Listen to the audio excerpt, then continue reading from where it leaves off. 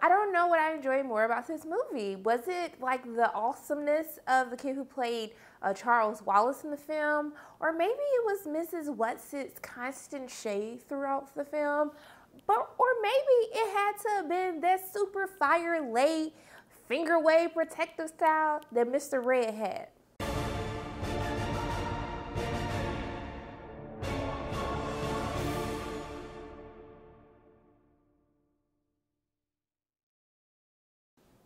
Hey everyone, it's Shriner from Pay Your Weights, and today I'm going to be reviewing A Wrinkle in Time, which is directed by Ava DuVernay and it stars Storm Reed. And so the movie is based on a book, and I've read the book just to let you guys know. It centers around a young girl by the name of Meg who is kind of going through a tough time dealing with the disappearance of her father. And she ends up meeting these three Mrs., which in the book they're stars. And there are these three women who basically ask her to come onto this quest to not only find her father, but to also help save the universe from a darkness that is kind of taking over planet by planet.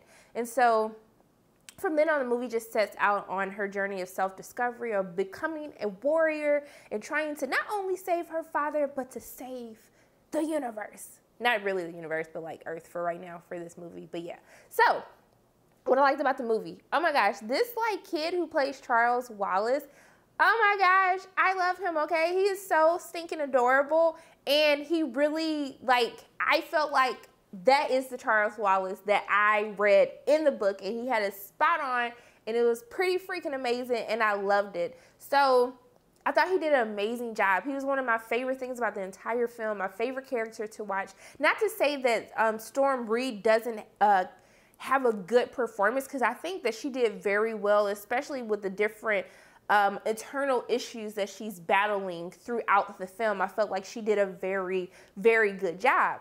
That Sade song though, that Sade song was hidden in the movie, y'all. It was hidden in the movie. They got some good songs, okay?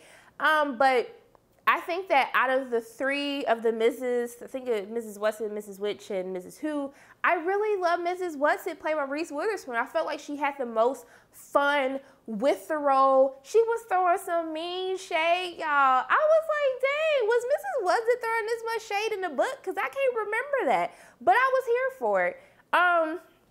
I will have to say, can I do like a random shout out to whoever did Michael Pena's hair? Because I already made my appointment on Friday to go get me a finger wave hairstyle because his hair was laid. He was barely in the movie, but his hair made a statement. So as much as I had a lot of things that I loved about the movie, I thought the movie was absolutely beautiful to look at. I felt as though that the themes that they had as far as talking about being confident in yourself, self-confidence, talk about body issues, bullying, I felt like there were a lot of things that they touched on, and they tied that into what the darkness was doing to the universe. I felt like that was very clever on how they did that. Now, there are some things I didn't like about it. There's some little shaky CG. There isn't particularly like, first of all, there's some that they do with Oprah that I feel is a bit much. I was just like, was this needed? Did we need to do all of this? Because I don't think we need to do all of that with Oprah. It was just too much. And they kind of like simmer it back down towards the middle of the film. But I was just like, y'all could have just did this the whole time. You'll see it when you see it. You'll know what I'm talking about. But it could have just been me. But it might be other people too who agree with me. Also too, there's this scene with Reese. And she kind of turns into this other little thing. And I was just like, I don't think this is a transition y'all were looking for. I don't know how I feel about this. I mean, what she turns into looks good, but the whole how it takes to get her into that, I was just like, y'all could have did a little bit better with these effects, but okay.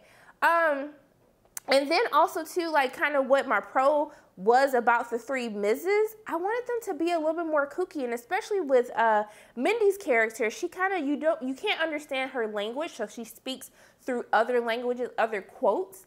And I wanted her, she should have been like kind of the kookiest of them all. And she has a moment where she has like a quote that's really funny because you weren't expecting it, especially in a Disney movie. But then I was just like, where's the personality to go with all of these things that she's saying? I just wanted to see more more fun from them. I understand that like it's a serious movie, but I feel as though with the imagination and the fantasy of the book itself, I wanted to see them kind of like take it up a couple of more notches because it's a beautiful movie. They have a great cast, they have good acting in it, but I just wanted to see more of the imagination, the fantasy of it all. I just wanted to see a little bit more of that in the film. But for me, I still left the movie, even with the flaws, I left feeling good. At the beginning of the screening, you know, Ava tells us to watch this through the eyes of our younger selves. And I felt like I did that. And I left feeling good. I was feeling all good and tingly. I felt like a warrior when I left the movie.